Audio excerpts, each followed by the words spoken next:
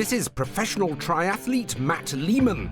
He's agreed to take a day off from training to help me conduct my very own triathlon, where the Apple Watch Series 3 takes on the new Fitbit Ionic. First, we're testing ease of use in a challenging sporting environment, the swimming pool. Matt's wearing the Apple Watch on his left wrist and the Fitbit on his right throughout the three disciplines. I think, gosh, keeping up with you is jolly difficult for a start. Both watches are water resistant to 50 metres and come with a swim mode which tracks data such as lengths completed and calories burned. After a good few lengths of the pool, it's time for the verdict.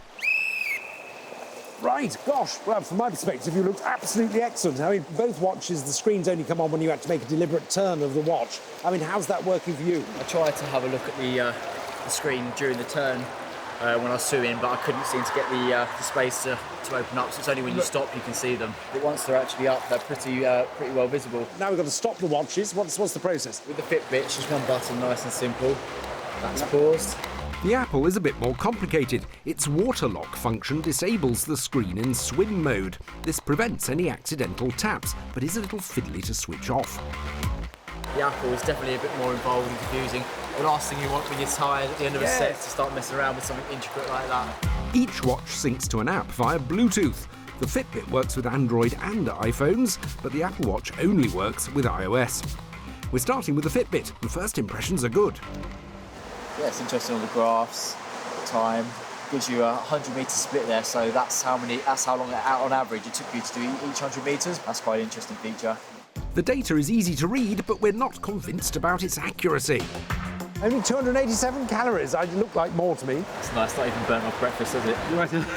The Apple's data is just as easy to read and possibly more realistic. Mysteriously, more calories have been burnt. So in terms of actual usability, the Fitbit definitely a bit easier to use. You can stop and start it a lot quicker. But however, I think the Apple app seems to be a bit better, so it seems to be a bit pros and cons, really. Given there was a bit of inconsistency evident in the swimming data, I'm particularly keen to focus on the quality of the cycling data, because it's no use tracking your bike ride if the figures are all nonsense.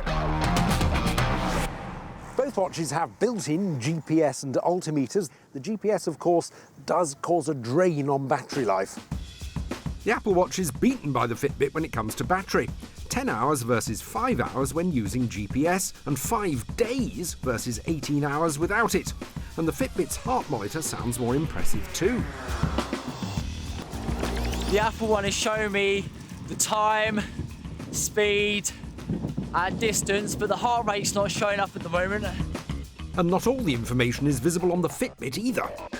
With the Fitbit, you have to have the watch in the air to be to activate the screen, and you can't really access it with the other hand to slide across to get to different screens. A bit too dangerous really to take both hands off the bike. So neither are providing a complete picture on the move, and the Fitbit's supposedly super accurate heart monitor isn't much to shout about now he's stopped. But your heart rate looks incredibly high. Yeah. Is that right, do you think? I wouldn't have thought so, no. Whereas this is not giving anything.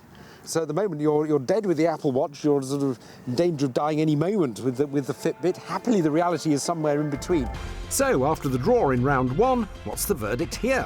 When it comes to the sports features, I say the Apple Watch definitely has the upper hand. I mean, that's a bit of a blow for Fitbit because they're supposed to be leaders in sports tracking. But anyway, on to the final round, which is other smartwatch features and a bit of running, yes. One foot in front of the other. Both watches have built-in memory on which you can store your tunes. The Apple Watch holds the most, and you should be able to control it with Siri. The Apple Watch has a trick up its sleeve, though. I've opted to test the pricier cellular version, which, unlike the Fitbit, lets you take calls and text messages without you having your phone on you. Incoming call from Coach John. Hello? Hello, I can hear... Can you hear me? In practice, it's fiddly to answer. It says call failed. And now I'm connected, we're struggling to hear each other. Can you hear me well? I can hear you just about. I have to actually hold the watch up towards my ear to hear you a bit better, but I can just about hear you with it at my side. Both did the basic job of music playing well, though, and after a hard day's training, it's time to decide which will take the overall sports smartwatch crown. Pros and cons of both, but I'd probably go for the Apple Watch, although there's plenty of things that need refinement before it's perfect for use.